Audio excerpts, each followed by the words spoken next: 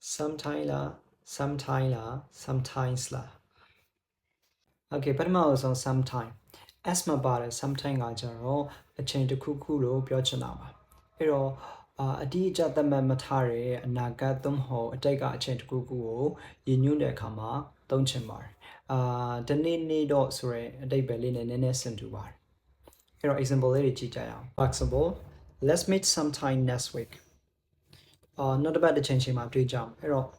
ဒီနေ့မှာဆိုရင်ဘယ်နေ့လဲဆိုတာမပြောနောက်တစ်ပတ်မရဲ့တရက်မှာတွေ့ကြရအောင်ဆိုပြီးတော့မှဒီ sometime ကိုသုံးလိုက်ပါတယ်တစ်ချိန်မှာတွေ့ကြရအောင်ပေါ့နော် okay နောက်တစ်ခုဒီ space ပါတယ် sometime ကကြတော့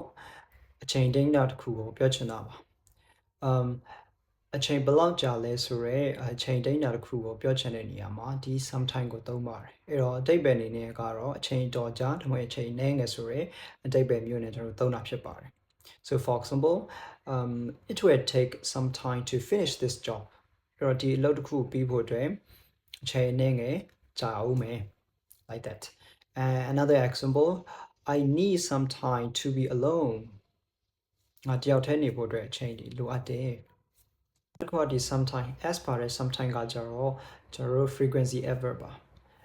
သူကကြတော့ how often ပေါ့နော်အချိန်ရေအတွက်ကိုပြောချင်တာပါအဲ့တော့အမြဲတမ်းမဟုတ်ဘူးတစ်ခါတည်းရမယ်တစ်ခါတလေပဲဆိုတဲ့အဓိပ္ပာယ်မျိုးနဲ့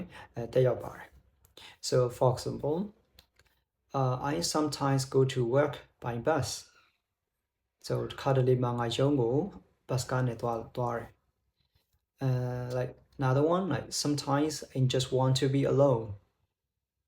တခါတလေတော့ငါတယောက်တည်းပဲနေကြည့်ချင်တယ်အဲ့တော့ဒီနေရာမှာတခါတလေဆိုတဲ့နေရာမျိုးမှာအမြဲတမ်းနေချင်တာမျိုးမဟုတ်ဘူးသူအကျဉ်းရည်အတွက်နဲ့ပေါ့နော်အဝေးဝေးတစ်ခါတမို့တစ်ချိန်တစ်ခါမှာနေချင်တယ်ဆိုတဲ့ပုံစံမျိုးနဲ့ပြောတာပါ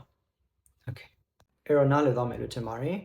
နောက်ဗီဒီယိုလေးတွေအတွက်လည်း subscribe လုပ်ခဲ့ဖို့တောင်းဆိုချင်ပါတယ်အားလုံးကျေးဇူးတင်ပါတယ်